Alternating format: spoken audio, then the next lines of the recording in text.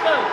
We were only on the mic for 15 to 20 seconds when they cut the mic and called a recess.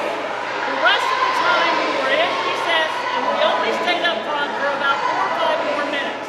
And what the reality is, we just had a brawl in that room because one of the Republican members shoved him and stole his cell phone.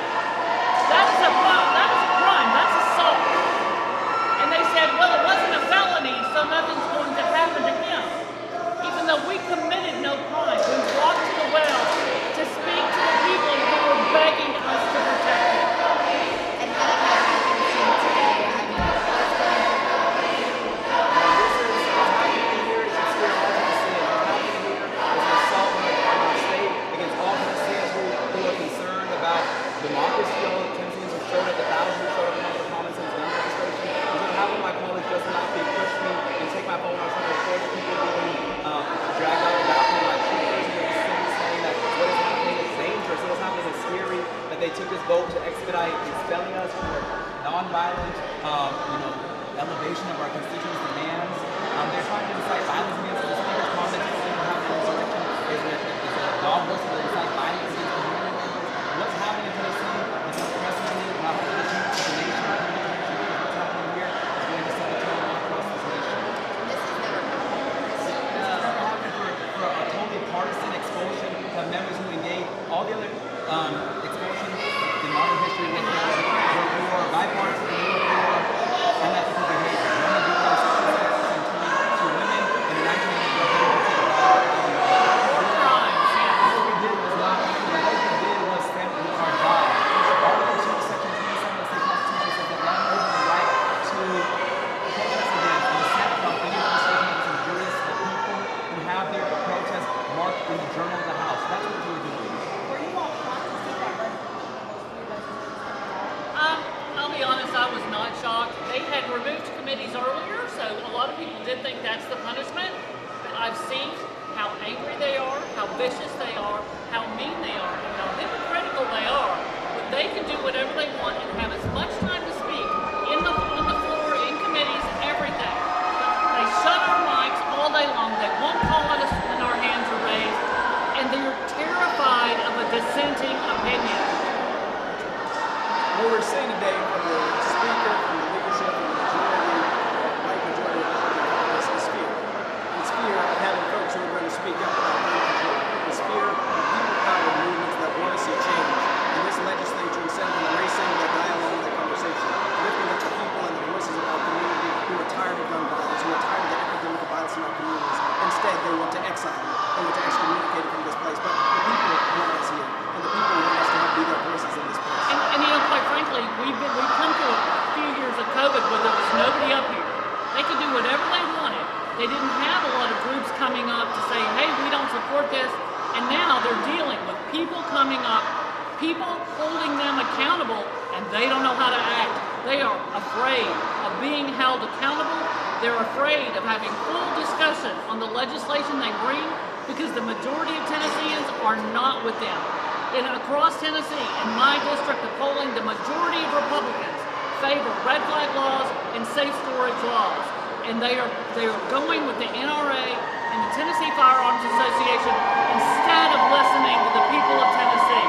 They're allowing children to die while doing nothing. I think what I want to notice, for those who are listening, this is what we hear about in other countries. The government throwing out the opposition party, the opposition voices from parliament. This is what we're seeing in places like India, where you have an autocrat expelling the opposition government. This is a political lynching. They're trying to make an example out of us because we're three of the most outspoken members here. We represent diverse districts. Gloria's one of the only women in our caucus. We're the two youngest black lawmakers. And so they're trying to expel voices that are of dissent, of moral dissent, of opposition. But again, what we're seeing is autocracy. What we're seeing is what we're fighting against, we say, in Russia and places like that. It is expulsion of opposition voices in our legislative body. This has never happened. This is insane. And is there a way for you guys to appeal this in any way? Well, we will get to be heard, and we will be heard on Thursday. So we'll be preparing for that. We have lawyers. We're going to fight this every way we can, frontwards and backwards and sideways. So, this is not going to be quiet. We have the support of the people overwhelmingly. And all of the emails, messages, calls, everything I've gotten, only one person said that they disagreed with what we did. Everyone else has been supportive. And this is the erosion of democracy happening. People elected us, went to the polls to vote for us. And their vote, the thousands of people collectively who went and advocated at the polls for us to help bring their voices in this place are being told that they don't matter. Over 200,000 Tennesseans are being told that what you want, what you need, we don't care about. And tonight marks history in Tennessee. What do you think is going to come after? I think that this is, if this happens, it's going to set a very dangerous tone for the direction of Tennessee. But I don't use the word lightly, but it is fascism. And we have to be very careful in the trajectory. They are able to expel opposition voices from the legislature. They've already done every other means to try and silence our constituents. They kick people, they drug people out the gallery. I mean, this is a very dangerous precedent. And if this happens, I hope that people come to see, wake up and see that we are on a very dangerous trajectory for the democracy in our state. Absolutely, and I think I want to say too, when he talks about how dangerous it is, if they are allowed to expel the three of us, they will get away with anything from here on out. That will empower them. They will keep moving in that direction. They will keep moving further to quiet the voices of dissent in this state and in this legislature. It will set a terrible precedent. It is dangerous. If they get away with this, it's going to be so injurious to all of the people. Because honestly, between 40 and 45% of the state are Democrats. And they believe in having access to health care. They believe in great public education. They believe in higher wages. And they believe in all of the things that lifts up Tennessee families instead of keeping them down. And that's what this body is only listening to billionaire special interests and not the folks back home in their districts. And to the media, I'll say this.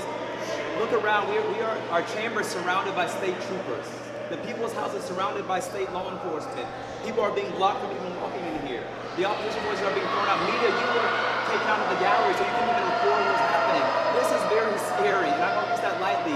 What is happening has never happened before, and if you didn't say where we were, I wouldn't think this was America. I wouldn't know this was America if we did not know this was happening to us. Is the vote happening Thursday or Friday? Thursday. Thursday during unfinished business. Will be at 5 o'clock. Thursday sessions. We meet at 9 in the morning. Yeah, 9 a.m. And so it's important. I hope that the media is able to be there. Today, what happens to the media being kicked out of the gallery, that should never happen. You are the only voice, a check on power to let the people see what's happening. I hope that never happens again. There were times we've had media inside on the floor, and I don't know why that's not happening now. I mean, this is a very dangerous for all people concerned with the First Amendment in all aspects. And so we stand united. We're here together because we know that when they come for one of us, they come for all of us. They're trying to set an example out of us, but we each represent a different grand division. Gloria's in East Tennessee. Justin Pearson's in West Tennessee. I represent Middle Tennessee, Nashville. We all represent the expansion, of the state from Memphis to Knoxville. That's what we stand for. This is what's going on in there should make people afraid in all of the grand divisions in every county and every community because this is going to set a dangerous precedent for the years to come. And you mentioned the attack on the First Amendment. What we did was a peaceful acknowledgement of the people who were in the gallery who came to protest. And then outside the walls. And outside, the thousands outside the walls who held their signs. We're talking about 9-year-old kids, teenagers who came out. We went to the floor of the well, where the place where folks weren't acknowledging them. Only time people in the galleries were being acknowledged when they were being kicked out. And exercising our First Amendment right as legislators, and the people exercising their First Amendment rights in this state house is what's being sought to be expelled. This is wrong. This is not a democracy. This is what a dictatorship, an oligarchy, this is what that form of government, that's what we expect, but not here in the state of Tennessee, not in the United States of America. Thank you. Thank you all. Appreciate y'all. Absolutely.